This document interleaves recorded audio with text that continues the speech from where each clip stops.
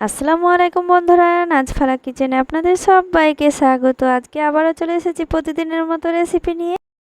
আজকের রেসিপি দেশি মোরগের ঝোল। তো বন্ধুরা, এখানে আমি দেখতেই পাচ্ছেন দেশি মোরগ নিয়ে নিয়েছি। এই মোরগটাকে এবার আমি কেটে বেছে ভালো করে ধুয়ে নেব। তো দেখতেই পাচ্ছেন বন্ধুরা, এখানে দেশি মোরগটা দেখুন এইভাবে আমি কেটে নিয়েছি। তো এখানে কেটে নিয়েছি। এরপরে এখানে নিয়ে নিয়েছি এটাও পোলট্রি মুরগি। তো এখানে ভালো করে পরিষ্কার করে কেটে নিয়েছি। আর এগুলো ছাটগুলো। তো বন্ধুরা, এগুলো সবগুলোই ভালো করে পরিষ্কার করে ধুয়ে নেব। এবার চলে যাব রান্নায়। তো বন্ধুরা, চলে এসেছি রান্নায়। পরিমাণ মতো সরিষার তেল দিয়ে দিয়েছি, তারপরে পরিমাণ মতো পেঁয়াজ দিয়ে দিয়েছি। তো বন্ধুরা, পেঁয়াজটা আমি খুব ভালো করে নাড়াচাড়া করে নিচ্ছি। তো পেঁয়াজটাকে হালকা ভেজে নেব। তো দেখুন এইভাবে আমি ভেজে নিচ্ছি। ভেজে নেওয়ার পর দিয়ে দিচ্ছি দেশি মোরগটা। তো দেখুন দেশি মোরগের মাংসগুলো দিয়ে দিচ্ছি।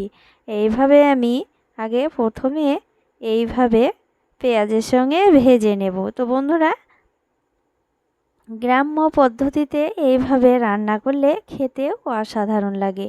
তো দেখুন এইভাবে আগে পেঁয়াজ আর তেলের সঙ্গে আমি দেশি মোরগটাকে এইভাবে ভেজে নেব। তো দেখুন এইভাবে ভেজে নিয়েছি 1 মিনিট মতো। 1 মিনিট তেলে ভেজে নিলেই হয়ে যাবে। তো দেখুন বন্ধুরা, এরপরে দিয়ে দিলাম আদা রসুন বাটা 2 থেকে 3 চামচ মতো। আবারও আদা রসুন বাটাটা নাড়াচাড়া করে নিলাম। এরপরে দিয়ে দেব স্বাদ মতো লবণ। তারপরে দিয়ে দেব হলুদের গুঁড়ো পরিমাণ মতো।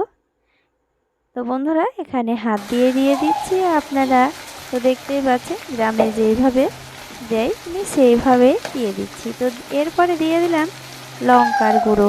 সবগুলোই বাড়িতে তৈরি করা। তো বন্ধুরা, এখানে দেখতেই পাচ্ছেন এরপরে দিয়ে দিলাম জিরে আর ধনে গুঁড়ো একসঙ্গে মিক্সড করে গুঁড়ো করে নেওয়া। তো এগুলো দেওয়ার পর সবগুলো ভালো করে মশলার সঙ্গে কষে নিচ্ছি। তো এই রেসিপিটা গ্রাম্য পদ্ধতিতে রান্না করা। তো বন্ধুরা, খেতেও অসাধারণ। তো দেখুন আমি কিভাবে রান্না করছি, একেবারে ঘরোয়া উপকরণ দিয়েই তৈরি। তো এখানে আমি 4 থেকে 5টা মতো এলাচ দিয়ে দিচ্ছি। এলাচটা শুধু এলাচ দিয়ে দিচ্ছি, আর কোনো রকমের মশলা দেব না, একেবারে ঘরোয়া উপকরণে তৈরি। তো দেখতেই পাচ্ছেন এখানে আমি সব উপকরণ দিয়ে ভালো করে কষে নিচ্ছি। অল্প অল্প করে জল দিয়ে কষে নিতে হবে। তো দেখতেই পাচ্ছেন বন্ধুরা, খুব সুন্দর একটি কালার এসেছে। এরপরে আমি হালকা করে জল দিয়ে দিচ্ছি। জল দিয়ে আবারও ভালো করে কষে নিচ্ছি। তো দেখুন কিভাবে আমি কষে নিচ্ছি। তো দেখুন এইভাবে রান্না করবেন, খেতেও অসাধারণ লাগবে। আর ডাক্তারে তো সব সময় বলে অসুস্থ রোগীদেরকে এইভাবে হালকা মশলা দিয়ে রান্না করে খেতে। তো বন্ধুরা, এইভাবে রান্না করবেন, অসুস্থ বা সুস্থ মানুষকে খাওয়াবেন। খুব সুন্দর একটি টেস্ট এই রান্নার রেসিপি, এই রান্নাতে। তো দেখুন এই রেসিপিতে খেতেও অসাধারণ। তো এখানে আমি পরিমাণ মতো জল দিয়ে দিলাম। কষে নেওয়ার পর পরিমাণ মতো জল দিয়ে ঢাকা দিয়ে দেবো। ও হালকা একটু গ্রেভি রাখবো। এরপরে আমি ঢাকনা তুলে নিলাম। তারপরে আমি এখানে দিয়ে দিলাম মিট মশলা। তো এখানে আমাদের গ্রামে মিট মশলা ব্যবহার করে। তো মিট মশলাটা দিয়ে দিলাম।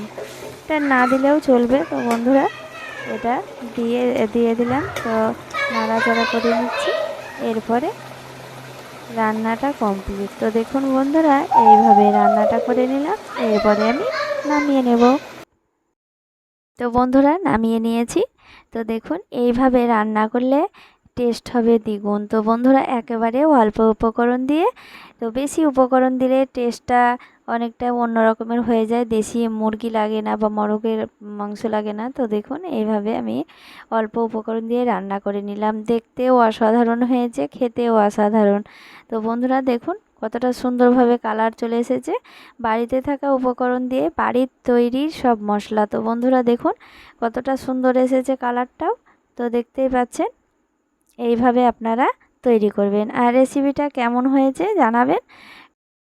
তো বন্ধুরা, রেসিপিটা অসাধারণ হয়েছে, মাশাআল্লাহ, আলহামদুলিল্লাহ, অনেক সুন্দর হয়েছে, খেতেও অসম্ভব টেস্ট। তো বন্ধুরা, এইভাবে আপনারা বাড়িতে অবশ্যই তৈরি করবেন।